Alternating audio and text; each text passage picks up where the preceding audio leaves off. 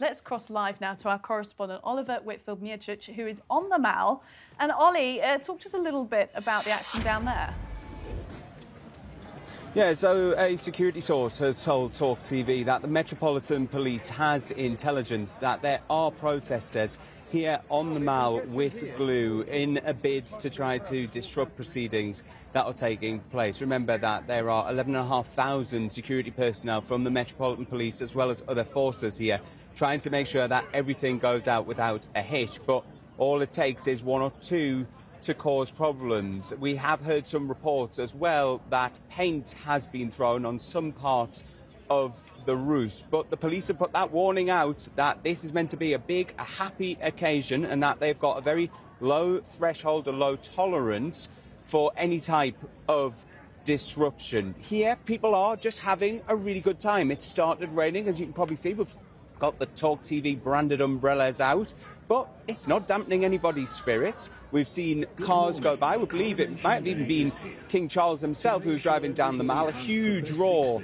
went up as that happened, and all eyes will again be on Buckingham Palace at 10:20. That is when we're expecting to see the ornate carriage being pulled by those horses, leave from here, then heads down the Mall, underneath Admiralty Arch, past Trafalgar Square, turns down into Whitehall, goes past 10 Downing Street, then it hits Parliament Square before it arrives at the Abbey. There is a lot of excitement that is building here. People from all over. I was actually just speaking to one woman who's flown in all the way from New Zealand. Surely got to be one of the furthest from places that we've had people travelling from. Oliver, thank you so much for bringing us the latest down the Mall. We are showing our audience now pictures of King Charles III waving out the window there of his motorcade coming from Clarence House. Coming indeed from Clarence House to Buckingham Palace. Now, this is obviously all extremely choreographed, but to the second, actually. And then, of course, as we know, they'll start to muster and assemble at Buckingham Palace. And then, of course, we'll see the Diamond State Jubilee coach as well, which I'm very excited to see. I know you're about as excited about the coach as I'm about Anton Deck. Well, no, but I really am. It was built in 2012. It was built in Australia. Here's some facts about that coach. Actually, it has air conditioning, electric windows, and it also has hydraulic suspension. So that's why the King is very keen to use it in this ceremony. The Gold State coach apparently is like riding a bag of bones. A bit past its prime. Well, indeed. Well, you've got to wheel out all of the best vehicles for this event, of course. We're now showing you back inside Westminster Abbey pictures of the choir singing, entertaining the assembled crowds as well. Let's head back out to Oliver Whitfield-Miocic, who is on the Mall for us. He was just talking us through some of the events, some of the people he's been speaking to, some of the security issues that have been going on regarding glue down the Mall. Ollie, are you still there for us? We did ask for a hat from you earlier in the show. You bought us an umbrella. The umbrella is going to provide me more protection than a hat. Let's see if we can have a quick chat, though, with some of the people who are here. Excuse me, madam. Do you mind if we have a quick little talk? Yeah? Come under my umbrella. I'll keep you dry. Where have you come from? From Lincoln.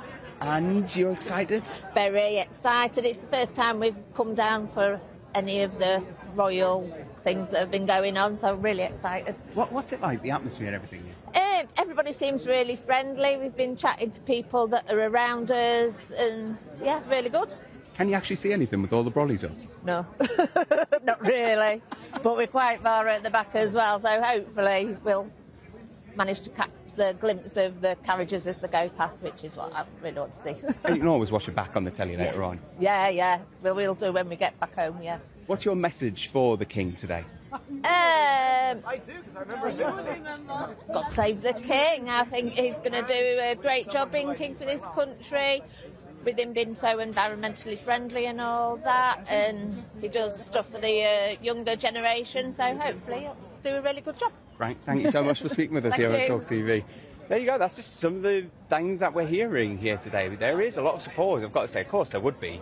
You wouldn't turn up to the Mall unless you had support for the King. But people are in a jubilant mood, even if they cannot see, because there is about 15 people before you hit the railings here. Even if they're not going to catch a glimpse, they're here really just soaking up the atmosphere. Rain or shine, people are still turning up, all in anticipation for those key moments that we're going to see in the lead-up to the coronation starting at 11 o'clock. Ollie, just in terms of the atmosphere down there, obviously that lady said she couldn't actually see anything because of the sea of umbrellas, and it wouldn't be Britain, would it, and a celebration without the rain. Just in terms of the atmosphere, though, I imagine it's so collegiate. You heard about people being lovely to each other. Your take on that? I think it's one of those things that you've got people here who are all like-minded. They've all got love of the royals. And so when we were speaking to people who'd been camped out here, some of them since Tuesday, a lot of those people have actually met each other at royal events before. So they were at the royal weddings, they've been at the jubilees, and so they grow this sort of community. And also, it's just one of those things where it's a national event. People are coming together. They all want to see history unfold. Much better to be nicer to one another than sit there and be surly. That's absolutely right, Ollie. I'm sure we'll be coming back to you throughout the morning to get plenty more coverage as the procession unfolds. But we do wish you a very dry morning if we can, although chances of rain are looking even worse. I know. Hopefully it will be sporadic.